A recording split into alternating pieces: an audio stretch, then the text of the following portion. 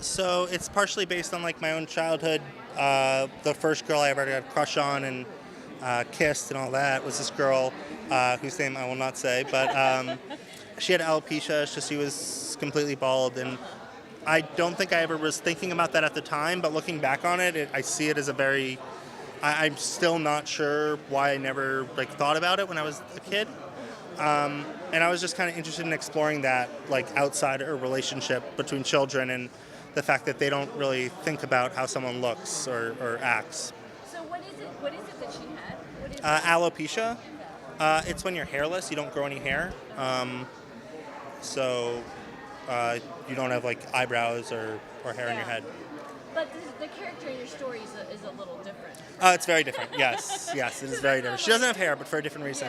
Yeah. And I don't want to give anything away, but how did you go about, as far as a director, and not giving too much away, kind of in the beginning? Yeah. How did you approach that? I mean, it was a real writing challenge. So I co-wrote the script with a woman named Ingrid Dietrichs, who's a really great filmmaker as well. And we kind of went back and forth trying to figure out how much the audience needed to know when. It was a real challenge, and up to like the day before we were shooting it, I was with my collaborators trying to think of if we're giving the audience enough information or if we're giving them too much at every second of the film. How much did you have to edit down? Like, how much did you start off with, and how much? Everything that we shot is in there. I actually added more through ADR, additional dialogue replacement, so that we recorded after the fact and added in a couple of lines to try and clarify it even more. Oh, okay.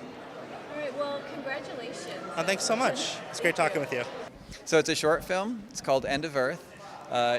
He's in the film. There's one other actor, but he's 90% of the film, and it's just about a small kid who's going to look for his astronaut father.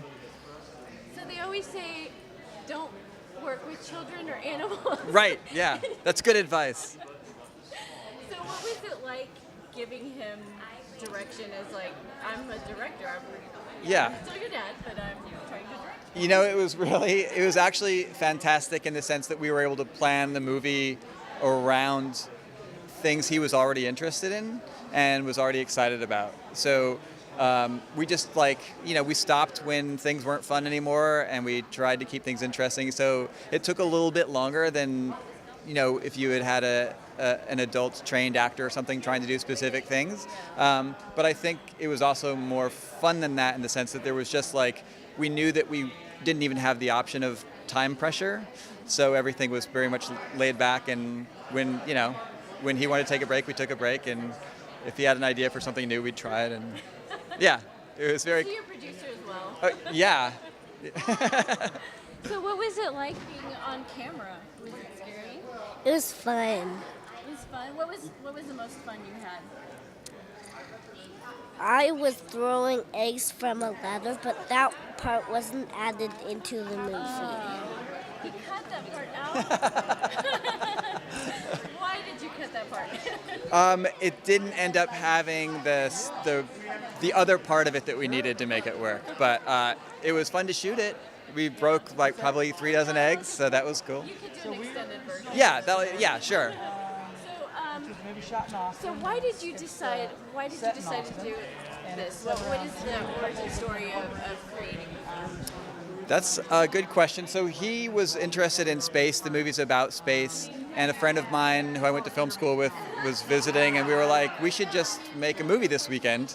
And that's what we did. And it was initially just kind of like a casual thing, but as we started getting going, and Luke was having fun, and we were having more and more ideas, we just kind of invested ourselves in it, and yeah. Thank you very much.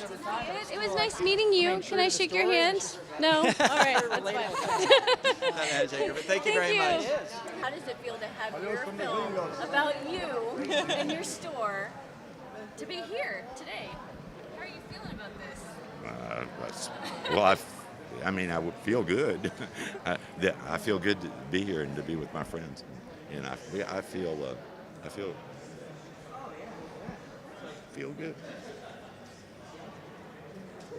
Feel real good. Well, I feel like your story deserves to be told. You have a passion, and it's worthy of being on the screen.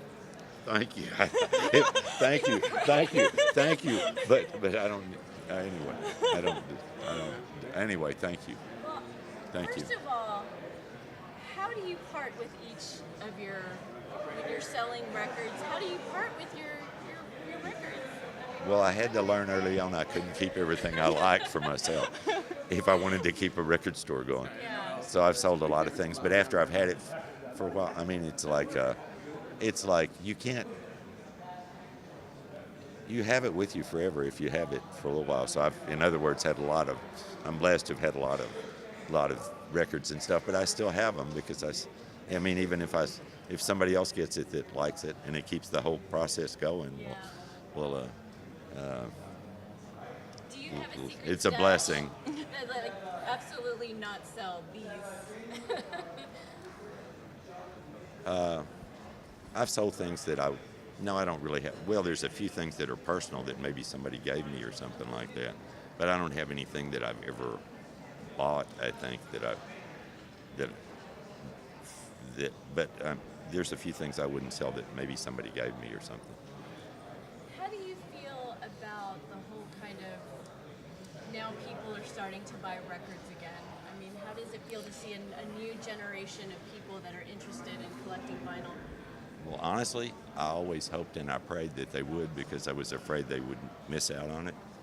And so it makes me very happy that so this is neat because I always had a feeling, because I kept buying records even after I was losing so much money, because I always had a feeling that it was here to stay, the records were.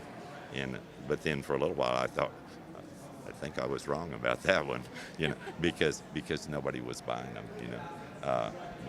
no, it's good because I have fun. I don't need to buy more records, but buying the new ones now that are coming out. I sell on eBay so I can buy the new ones because I want to be relative to what a lot of the young people and some of the older people are coming in looking for new copies of an old record they had or the new 180 gram vinyl and stuff. So I get a shipment every Friday. I got one today. And it's like Christmas, I'm just going to put them in the store, but it's like, ooh, look, I got a copy of this.